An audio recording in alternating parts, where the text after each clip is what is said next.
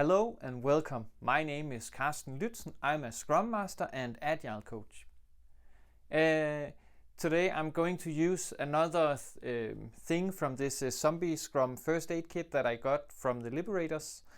Of course, this is sponsored because I did not pay anything for it, but they have no say in what I'm doing with the content in it. Anyway. If you like these videos, please subscribe and share.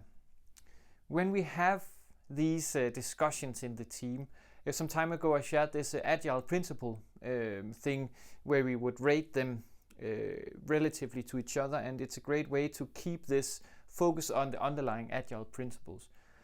In this Zombie Scrum First Aid Kit, there is a series of questions which is actually quite nice on these index cards in different categories. So self-organize, ship it fast, improve continuously, and build what stakeholders need. The way that I am going to use it is taking these questions and apply some of the same mechanics as this agile principle bingo. We can do it either in one dimension or two dimensional, with at least the one dimension being importance, ranging from low to high. So if we use it as a one-dimensional thing, I would go through the questions, either randomly for the categories or pick a specific category. Now we focus on ship it fast, and then see what do we think is most important. Then place the first one in the middle, and then the next one, is it more important or less important? And then build the scale from there. And it might be that the first one we got was actually the most important, but then we can just move the scale. No biggie. What would also be actually quite nice is, given the nature of these questions, would be to also look at the effort. So let's say that we want to do more of it or less of it, depending on what it is, right? If we have low effort here and high effort here, how would that look like? Then what we could do is take some questions, for instance this one from self-organize.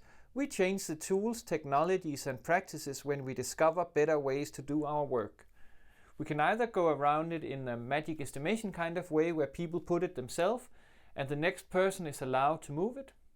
Or we can use a technique from Lightning Decision Jam where we put it here and then have people say lower or higher on one axis and then lower higher on the other axis afterwards.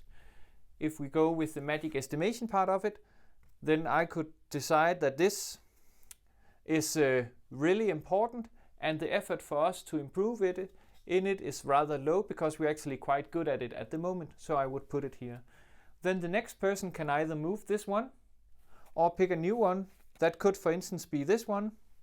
Build what the stakeholders need. We clean up the product backlog by removing what doesn't fit the purpose of the product or the budget anymore. It might be that we think it's really important, or maybe a bit less important than this one, and at the moment we need to spend more effort on the backlog. Then we could put it here. Improve continuously. We help each other when someone is stuck. We might not think it's that important at the moment, and we are not spending that much time and effort on it. I'll get back to this one. Ship it fast. We work with management to make it easier to ship faster and safer.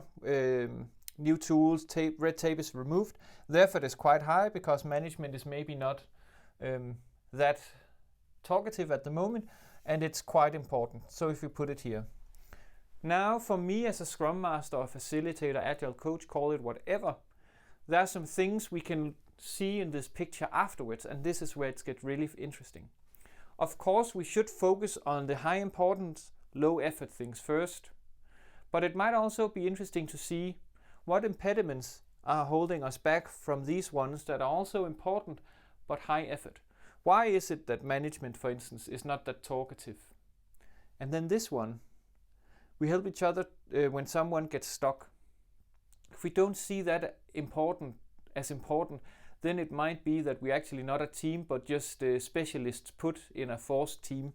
So that will give you something to work on a team building, cross-functional session. Or if we don't, for instance, see this one as something we would like to put effort in, then maybe again back to the team forming.